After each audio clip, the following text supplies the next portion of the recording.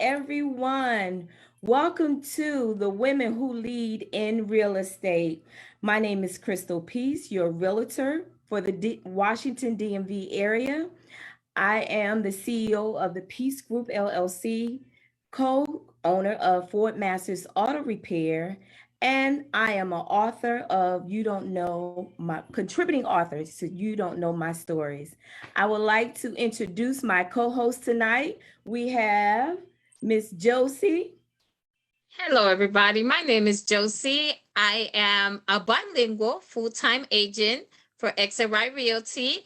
I've been living in Maryland for over 30 years, and I'm very proud to call Maryland home. Welcome, Josie. Thank you. Laura, Miss Laura, introduce yourself. Thank you.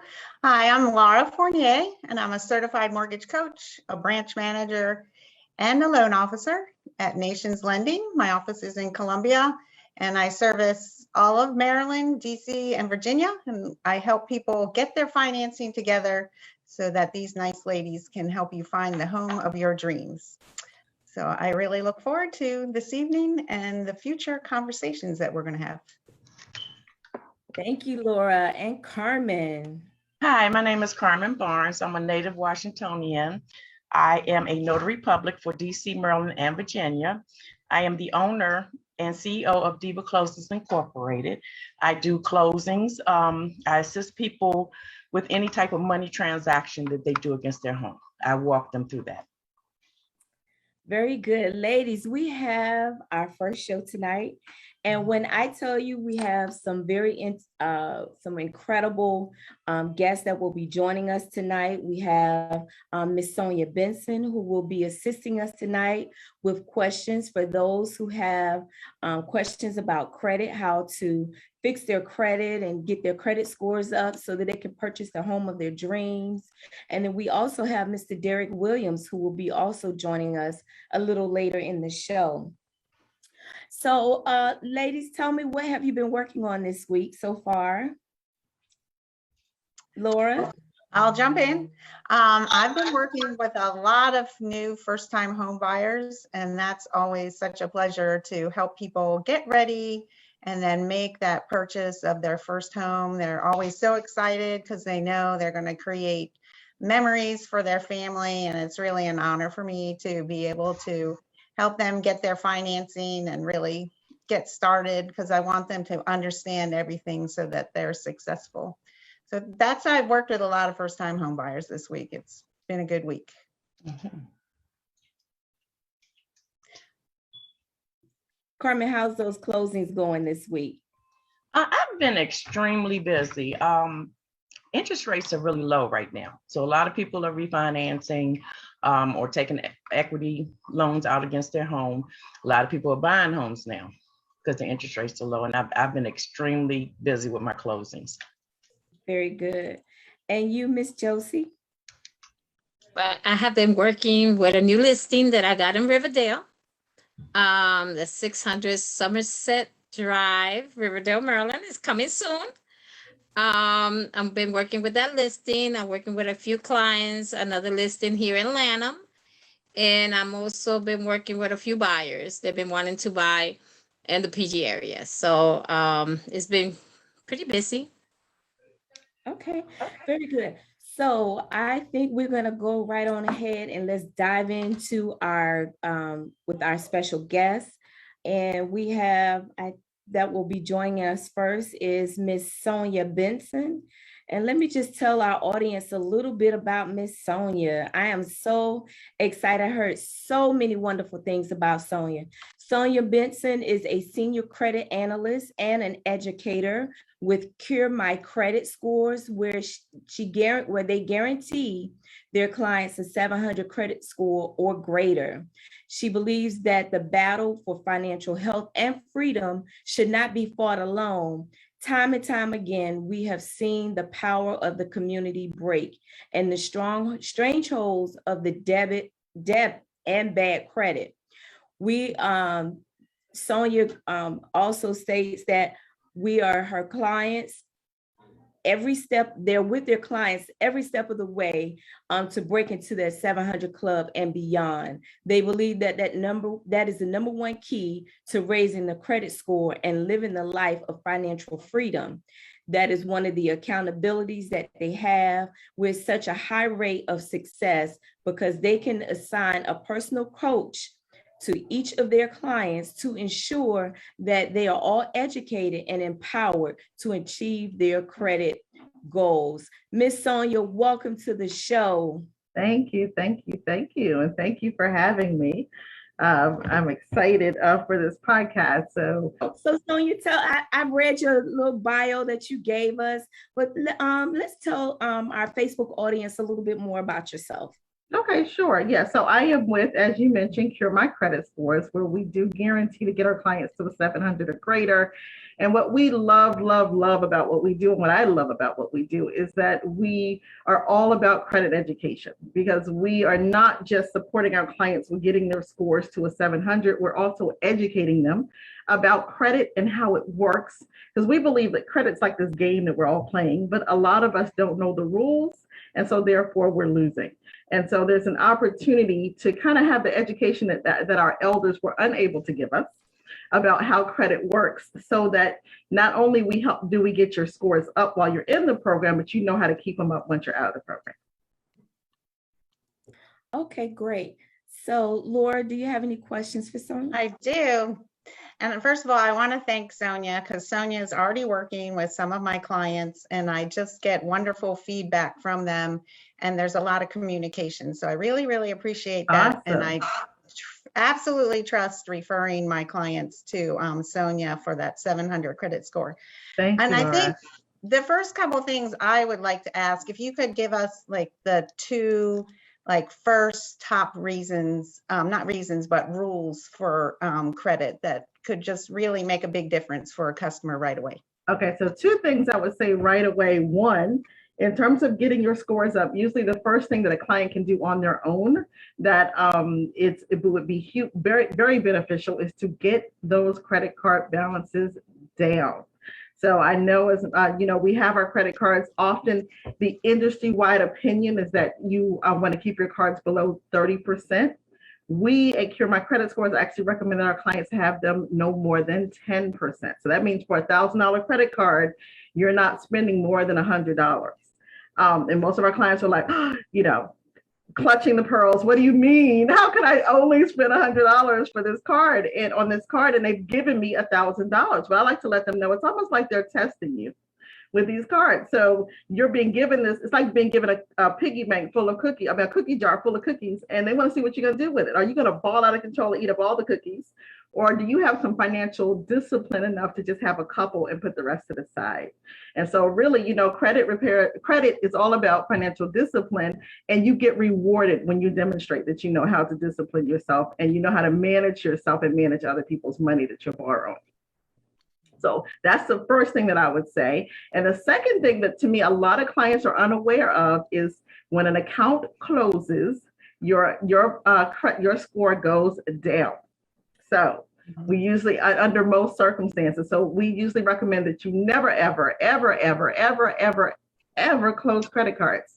You want cards to stay open forever, because the older your credit cards get, the older your credit gets in general, the average age of your file, and the older the age of your file gets, the easier it is to get to 700 and 800 scores.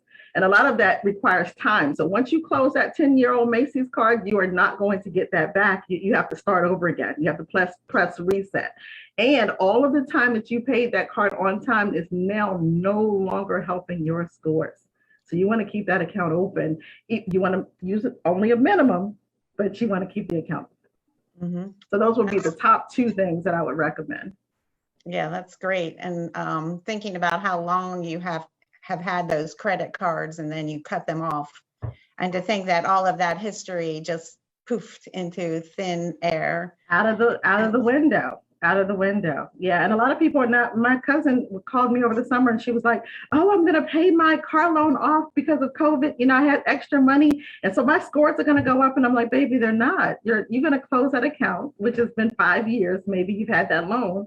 The minute that auto loan is no longer there, it's going to drop your scores. And it dropped at 30 points. She was quite frustrated. So, yes. Wow. Wow. That's a lot of big drop, especially depending on where she was. Exactly. So, Yes. is there a minimum or maximum number of cards a person should have to optimize their score? Yes, there is. First of all, a lot of people don't know is you cannot have great credit without having at least one credit card. Credit cards are worth 30% of your score. So it's kind of like being in class and having a teacher tell you your final is worth 30%. I mean, your final is worth 30%, and you decide you're going to do everything else. You're going to take the quizzes, you're going to do the homework, but you're not taking this final. The best you can do in that class would be a C. It would be a 70%. So same thing with your credit. If you don't have credit cards, you are missing 30% of your score. So you do want to have at least one. Typically, we recommend a minimum of 2 major credit cards in terms of what we see get you to the scores that you're trying to get to. Awesome. Josie, do you have any questions for Sonia? Okay, I have one question, but going back to the credit cards. Yes, ma'am. Let's say if they were to have 2, so both of them should be on the 10%. Yes, we still recommend that both of them be under 10% because sometimes people believe that, oh, well, one is low and the other one's high, so that's okay, right? Well, when they're looking at your credit utilization, they're looking at what you're doing overall. So what's your overall limit and your overall balance, but they're also looking at each individual card. And so you really want to work on having every card be below 10%. And though, you also want to have at least 1% for any cards that are under 7 years old, because you lose points when you show that you're not using your cards, especially when they're newer cards that are less than 7 years old. So we usually recommend, let's say for a $1,000 credit card, that you keep your balances between $10 and $100, and you keep it there all month long, because you don't know what date the credit bureau is going to report. I mean, the creditor is going to report that balance to the credit bureau.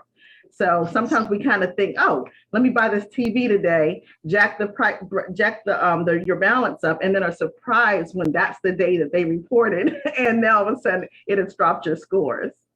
Okay, so there is no, depending on the credit card, there's really not a set day where they report it. Let's say I have a $1,000 credit card, and I decide to go ahead and buy the TV, and I decide to pay it off tomorrow. Yeah. So it's not always the same time. That's what you're saying. I would say that, so you're probably running less of a risk if you buy it the same day, pay it off that same day or the next day. I mean, there's a possibility they may not be reporting on that day, but the thing is, you don't know what day. A lot of times people think, oh, well, I know it's when my due date is, and it's not. It's not. And you can look at your statement, and not your statement, your credit report, and see the last time that they reported, but that doesn't mean that that's when they're going to report again next month. And also, I don't know if you ladies have ever noticed, sometimes you'll even see 3 different balances on the credit report, because they can report to all 3 bureaus on different dates. Yeah. So the safe thing is to just stay in that safe zone so that you're not actually coming outside of that range. Okay. So one of my questions was, when people go into bankruptcy, how long before they can start trying to repair the credit? Well, in terms of repairing your credit, I would say that you can get started right away with at least starting to manage healthy credit habits. So learning how to manage your credit cards, learning what balances they need to be at, that you can actually start that right away. Now, in terms of actually, there's still for lending, of course, there's a certain amount of time where you can actually purchase a house, or there's some parameters around whether you're able to move forward with actually lending or opening new credit. So you do have some limitations, but I would say in terms of actually learning how credit works and doing what you can with the credit that you have, I think you can start that right away. Perfect. I Thank have you, Sonia. I'm sorry. Yes. That's okay. Go ahead, Carmen, really quick, so we got to get our next guest on. Okay. Quick question. You said Yes, that ma'am.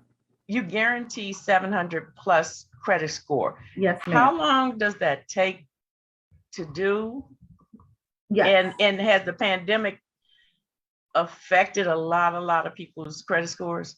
The pandemic most certainly has, because it's added to some For some folks that were maybe not paying a bill on time, or maybe even putting some accounts into forbearance, that has actually affected scores.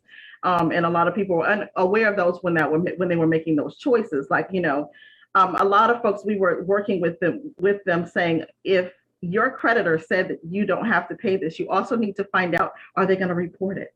So they may tell you you don't have to repay it. You don't have to pay this until December, but they are still reporting 30, 60, 90 days late to the credit bureau. That's still hurting your scores. You may not have to give them the money, but is it going to hurt your scores? And so sometimes people were making those choices without knowing that it was going to impact their scores. So we did see a lot of people's scores impacted. And then I'm sorry, I jumped on that one and I missed the other question. I just the pandemic. Is that affecting? Yeah, because you talked about how my car is financed through Toyota. Okay. Mm-hmm. They told me they didn't recognize the pandemic at all. So I missed one payment and my credit score dropped drastically. One payment. And they can. So some creditors weren't even honoring or recognizing the fact that, we're in the middle of a pandemic, people don't have jobs. A lot of them were not. And even if they were giving you the grace period of not having to pay, it doesn't mean they stopped reporting. So we still saw quite a few people. And I remember the question that you asked, how long? So usually our program is approximately 7 rounds long, it's 7 rounds long, which is approximately 40 to 45 days. However, not all of our clients have to do all 7 rounds. Some people are able to get to their scores sooner. It really depends on where you are and what your lender is recommending in terms of the score that you need to be at. And it depends on how urgently and how much you do your homework. So but on average, most of our clients get to their scores in 3 to 5 months. Yes. Awesome. Thank you. Tell us? I'm sorry. Just the price. Can you tell us how much it costs to do this, or it varies on? It varies. Okay. It varies depending on somebody's credit scores. And however, I would say that we do a free consultation. So anybody is able to come and find out how much it is without paying a dime. Okay. Thank you. Thank you, Sonia. Sonia, tell everyone how they can reach you and to get more information, and also to get that free consultation that you're offering. Yes. So I am Sonia Benson, again, with Cure My Credit Scores, and you can call me at 301-388-8003. And again, 301-388-8003. Thank you, Sonia. It was a pleasure having you on the show. Thank you. We're going to try to have you back again. I know there's so much information we're trying to squeeze in such a short amount of time, but thank you again for coming to be our first guest on our first show. Thank you, ladies. It was an honor. Thank you so much. And I would love to be back whenever you want me. Thank you. Thank you. Bye. All right. Awesome. Our next guest, ladies, he is Mr. Derek Williams, the CEO of William Enterprises. Derek is his enterprise is where his company stands on the platform of educating all people of credit literacy as well. Derek is in the playing field and it reaches everyone to help them reach their financial goals. Everyone, please help me welcome Mr. Derek Williams. Hello. How's everybody? Hey, Derek. Thank you so much. How are you? It's a pleasure. Welcome, Derek. Derek, you want to tell everybody a little bit about yourself? I know you got to get going to something else, but please let us know a little bit about yourself. I'm Washingtonian, born and raised. 2016, real quick, I had to file bankruptcy, lost my house, cars, family. So I had to learn about the credit space. Like, what am I missing? Like, what's the issue here? And I stumbled upon the Fair Credit Reporting Act and Fair Debt Collection Practices Act, Truth in Lending Act.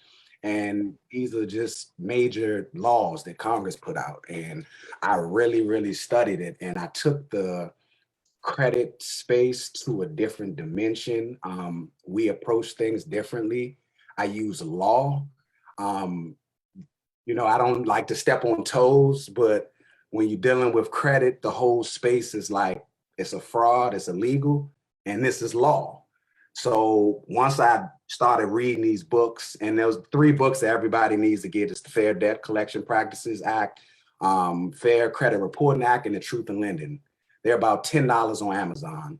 Books about maybe, the biggest book is about 125 pages. The smallest one is about 20 pages. Quick reads, but open your eyes to so much. Just the whole entire space is different. So I don't repair credit. I teach you what your credit actually is and how to use it, and not how to manipulate it, but how to make it work for your benefit. Because even down to your credit score, your credit scores don't mean anything. It's more so on the profile, how your profile is set up. Something like she said about late payments. Late payments are illegal. That's 15 USC 1666B. You're not allowed, as the credit reporting agencies, they're not allowed to report anything late on a credit profile. But these small things that people don't know about, because we don't study the law, we study how do I correct this credit. So again, I don't teach or I don't fix your credit. I'll sit down with you and I'll show you your rights. These are your rights. Now go get your remedy. Amazing. So you mentioned the law. So how long does it take when, you do your research? What are some of the things that we need to do as consumers to try to, get the late payments removed off of our credit profile? What should we be doing? Really, we're fighting computers right now. So when you're dealing with the credit reporting agencies themselves, they're not looking at these disputes. It's throwing it in the system. It's something called eOscar. It reads all of it and they send the code out, and the code is going to determine whether they're going to remove it. And people have found tricks to trigger the system.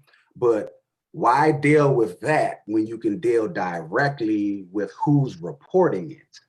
That's the way we go. And when I say get your remedy, anytime something is reported on you and they remove it, you're supposed to get paid for that, because they're admitting to doing something wrong. That's why they removed it. And a lot of people don't teach that. You're supposed to get paid up to $1,000 for every violation.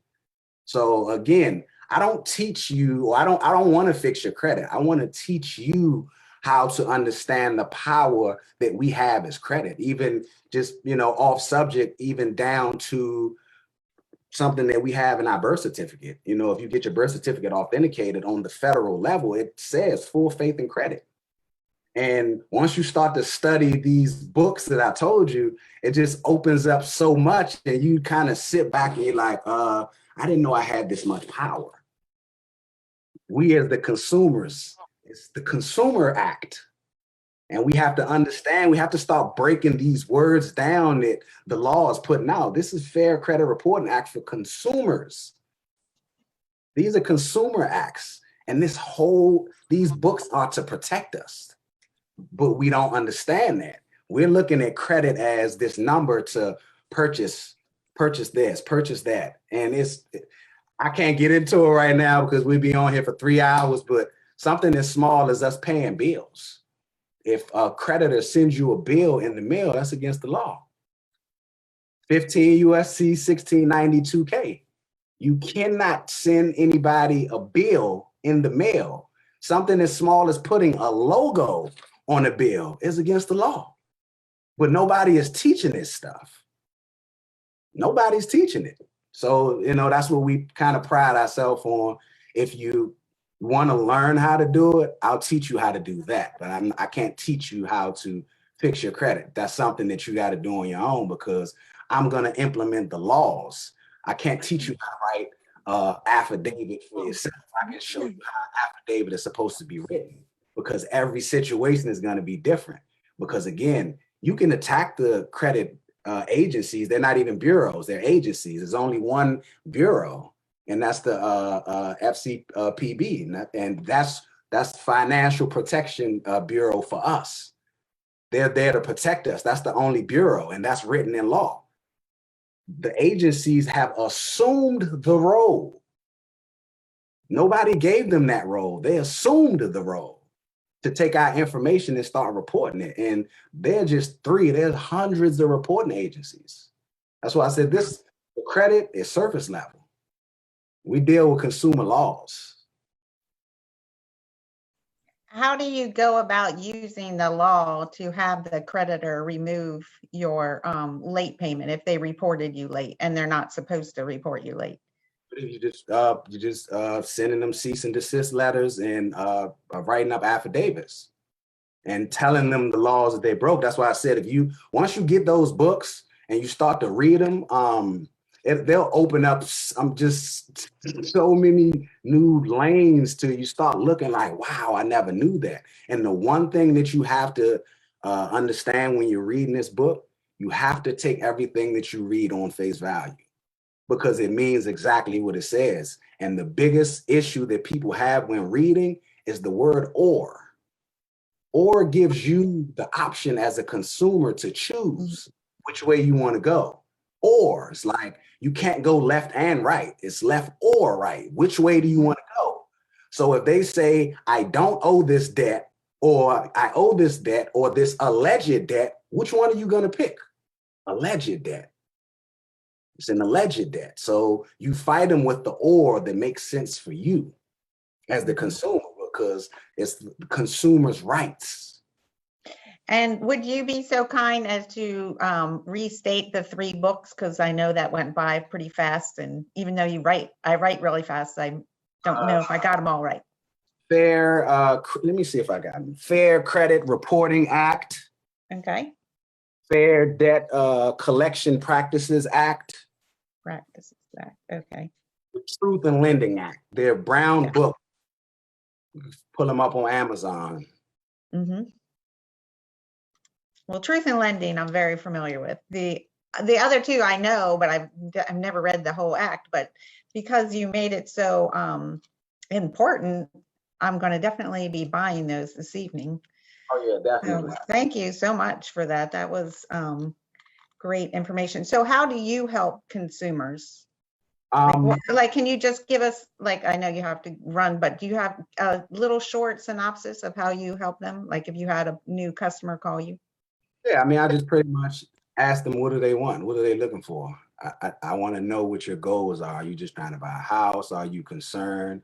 Are you trying to buy a car? What are you trying to do? Because I want to show you what you're missing out on as far as understanding the credit space, because again, it's way bigger than a score. Somebody can have an 800 credit score and still get denied for certain things because their profile isn't set up properly. They only have 2 credit cards. Like me, on the other hand, I have about 30, 40 credit cards. And some would say that's too much. It's just, I understand what the credit is. I understand how not to pay interest on these credit cards. I understand how to do balance transfers. I understand how to hide my credit utilization. I know what it is to build my score up to get anything that I want. So, I teach people that. It's bigger than, okay, I fix your credit and then what? Even if I teach you how to keep the good credit and then what? What are you going to do? Mm-hmm. You want to use your credit as a tool, because that's all. If we want to evolve in the space that we're in, whether it's personal, business, you use your credit. It's other people's money. If they're giving you the money and you show them that you know how to deal with the money, guess what? Use it. That's what it's there for. So we teach people that versus I'll just clean your credit out and I'll show you how to wipe a report off. It's bigger than that, because you can do that with your eyes closed. And that's just me. I don't knock anybody for what they do, but it's, I can't do it. I'd rather show you the space in its entirety than to, all right, let me fix your credit. And then you'd be back to me in 6 months. And do you do seminars and stuff? I'm sorry, excuse me. I just did one on Saturday, but I got to break it down because the seminar is about 5 hours long. But I broke down everything, every law, things to look at, how to remove payments, how not to pay bills. It went into debt because we're dealing with consumer law. And again, I don't want to have the audience asking a million questions, but when it comes to this credit space and this consumer law, it gets very, very deep. And it's a lot of stuff that, you know, once I started reading and I started diving into it, it's like you're opening up a can of worms, and then it's like, wow, I never knew this. And it just keeps getting deeper and deeper and deeper. So I do that about once a month. I teach a class on Saturdays about once a month. Okay, real quick question, Derek. Usually by your experience, how long does it take a person, let's say on the mid 500s, to get their credit up doing it through the law, like you said? It can vary. It depends on what you're trying to do and what your profile looks like, because there's ways to jump your score up. You have trade line, like you can add trade lines, and trade lines is simply, I have a credit card that's 10 years old with 100% payment history. I can put you as an authorized user on that credit card. Now you get all of that payment history on your credit profile. The only thing with that's called on your profile is a secondary. On mine, it's a primary. So you can pile up secondaries. That'll boost your score up. But if an underwriter is going to look at your profile, they'll see that all you have is secondaries. That's why I said your score means, if it's an automated underwriting, of course you'll go. But if somebody is actually looking at your profile, your score doesn't mean anything. You work also, like if you were to work on credit repair, you work on credit repair for homes and to purchase cars or whatever they need their credit repair for. I mean, anything, but again, I try to stay away from repairing people's credit. I'd rather teach them the law so they can apply it themselves. And most people don't have time for that space because they want something. It's like, I want a house, I need my repair. I need my credit fixed. I want a car, I need my credit fixed. So like, I don't fit into that space. I deal with clients that want to learn this space so they understand what the credit space really is and how they can utilize it other than just buying a house and buying a car. Because it goes way deeper than that.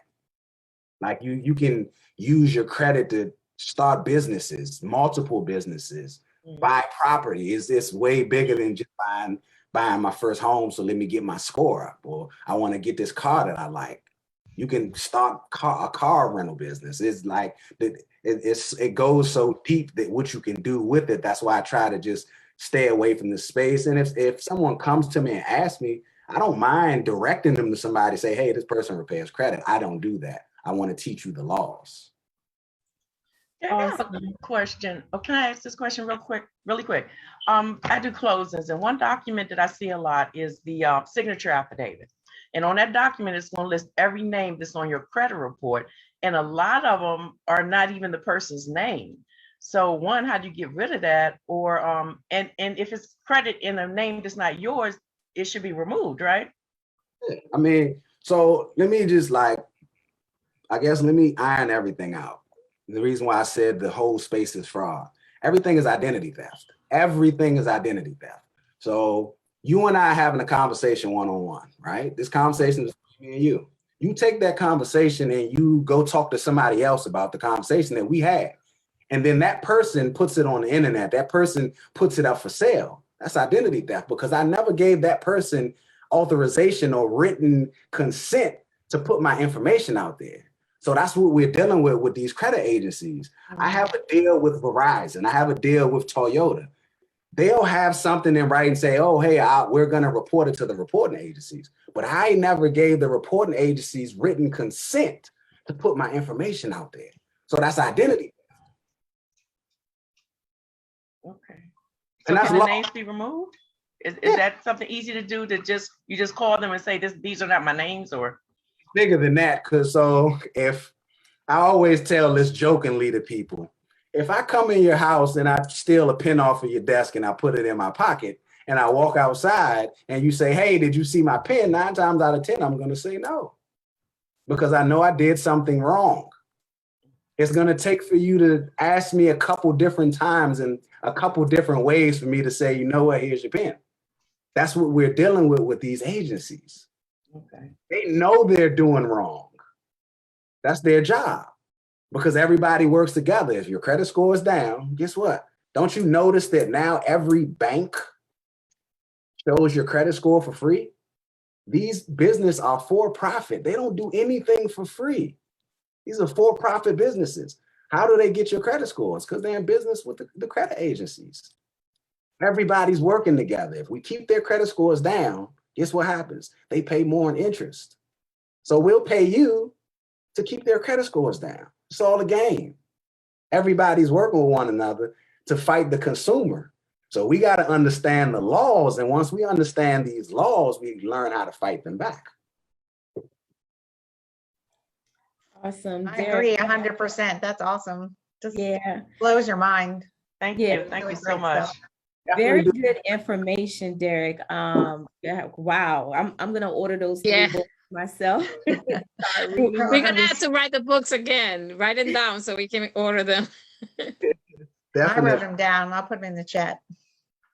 Thank you. Derek, thank you. Can you, would you like to share before you go, how people can reach out to attend one of your seminars that you may have coming up in the near future? Just give me a call at 888-9455-24/7. One more time.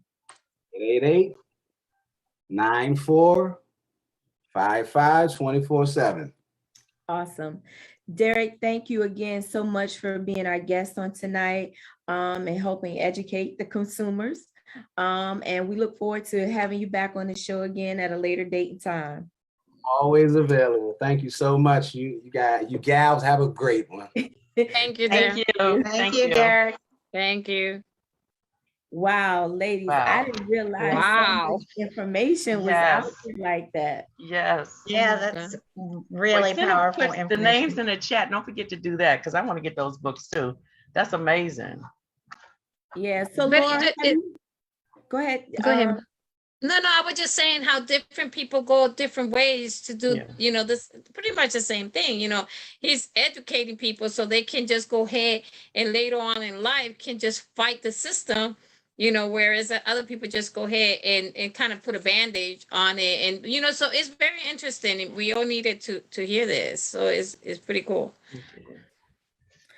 Laura, I was going to ask you, so how do you think knowing this information you would be, is this something that you would be using to kind of help educate, new clients with getting prepared to purchase their first home or refinancing their houses? Yeah, well, definitely. I'm going to, first of all, reach out to Derek and take one of his classes, one of his seminars. But I'm going to get the books and get more knowledgeable about the in-depth workings of all of the laws. Because I've heard like bits and pieces of the law, but putting it all together and then finding the path to actually using that knowledge and see how it works. I have always believed, and I've been in mortgage lending for over 30 years, and I've been in banking since I was 18, but we don't want to do that math. So I've always known that credit seems, even though there's all of these laws, it doesn't seem to really work to the benefit of the consumer. And now I realize with this evening's information that those laws are actually there on the books, but I would say they're basically being ignored. And since us consumers don't know about our rights, or we don't like really know in depth the laws that protect us, we're not actually implementing our own like force field, our own rights. And they're just running amok because we're not saying anything because we don't know what to say. And I think getting this information out there and enough of us really learning about it and then sharing that out can really make a big difference, because obviously they're doing a lot of things very incorrectly and it's harming people. It's harming all of us because your credit score impacts everything that you do. It impacts sometimes getting a job. It can impact buying anything that we buy on credit, a car, especially a house. Every part of the house loan depends on your credit score. And it's just so integral to our life. And those credit scores, are kind of an enigma So there's just so much that needs to get out there, and knowing those laws is just vital. And I'm going to get that book, and I'm going to definitely read it, and I'm going to use that as another tool that I can use to really help my customers just know how to do things better. And maybe they do credit repair to do the immediate thing, but then also supplement that with the education part, so that going forward, they know how to really protect themselves. So I think you can use both together, and they both are necessary, but you definitely need both pieces. Yeah, I'm sitting here thinking, a lot of times when we talk about credit scores, and, knowing that if your score is not at a certain point, we get intimidated. It's very intimidating. If you don't have a 700 credit score or better, you can't go and you can buy something, but it's not what you want, and you probably can afford to buy what you want. But I think it's the intimidation behind, the whole credit process. And I think that's what's going to be so empowering, because when you know that you have rights, then it makes you stronger, and then you know that what to do and what the tools are. You have those tools in your toolbox, and that gives you the confidence to actually move forward in the right direction. And then you share that with your friends and family, and it helps build their confidence too. And we can just really make a difference with this information for a lot of people, just even every one of us. Even if you have good credit or excellent credit, something can happen to you, or they can falsely report information. You're going to know what your rights are. Yeah. Josie, I know that this is going to be some information you're going to be getting prepared to help the Spanish community with understanding the rights of, the consumer rights. So I'm definitely going to be purchasing those books as well. Absolutely. Ladies, time is like really rolling here. We had such a great show. Absolutely. So let's talk. Carmen, tell me what you have coming up next on your plate the next couple of days. You have anything interesting happening? Well, I do actually. I spoke with a school that does the CE credits for the type of license that you have to work with real estate. And he offered me a job as an instructor. So that's exciting to me, because I've always wanted to train. So okay, I'm excited about that. Great. Yes. Really exciting. What about you, Josie? But here soon, we already finished taking our pre-test for the DC license. So Crystal and I are gonna be licensed in DC. So we're gonna be able to sell there too. And we're just looking forward to everything that's coming up, like the new listings and all that. So and we have a new seminar that you're gonna talk about. There is coming out. Yeah, talk about that. So congratulations, though. Congratulations to you both. Yes. So, but we're working on trying to get everything up and running. So it's been a good year. Yes, it has been. Laura?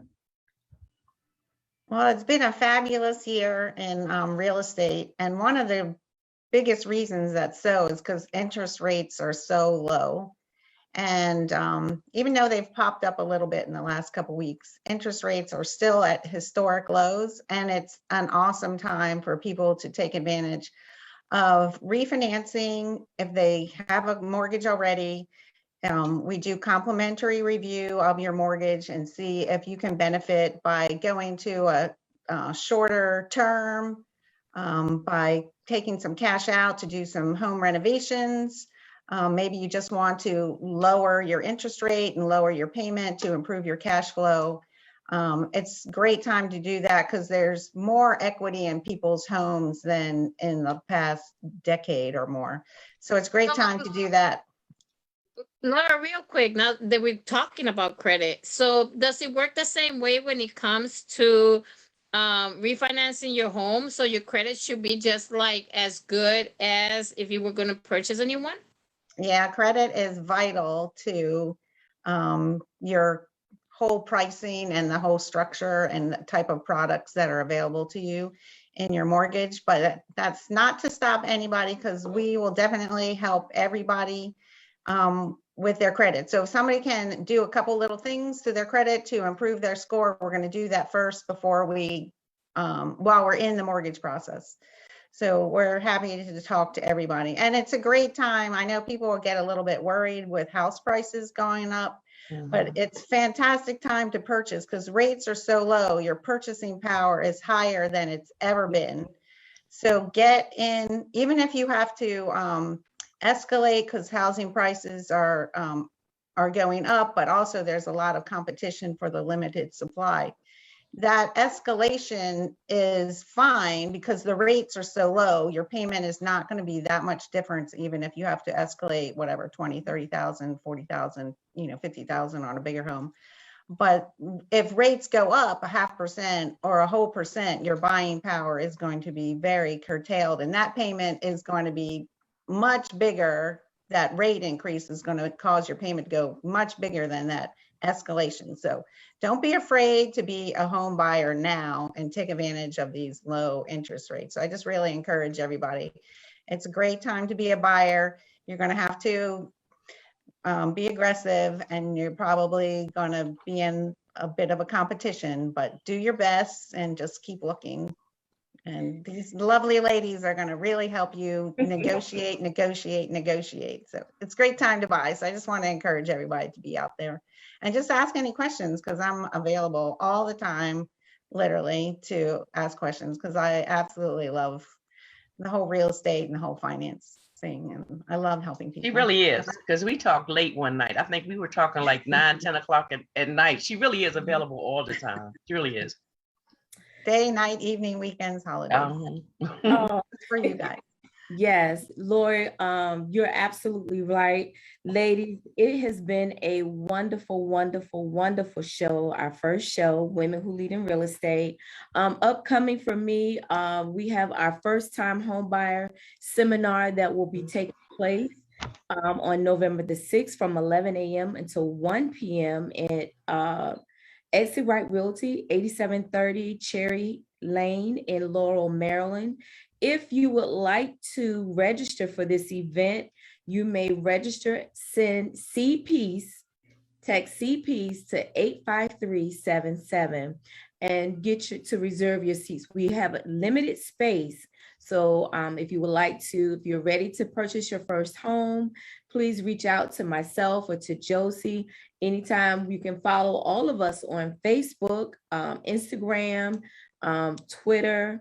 I'm at C-Piece at Facebook, Crystal Peace _ Realtor on Facebook, and Crystal Peace _ Realtor on Instagram. Ladies, it's been the wonderful first show. I look forward to seeing everyone on next month. Next week, you don't want to miss we have Women Who Lead in Education show will be featuring next Wednesday night. So everyone, please join us then. Good night, everyone. Good night. Good night, everyone. Good night. Thanks for Stay joining safe. us.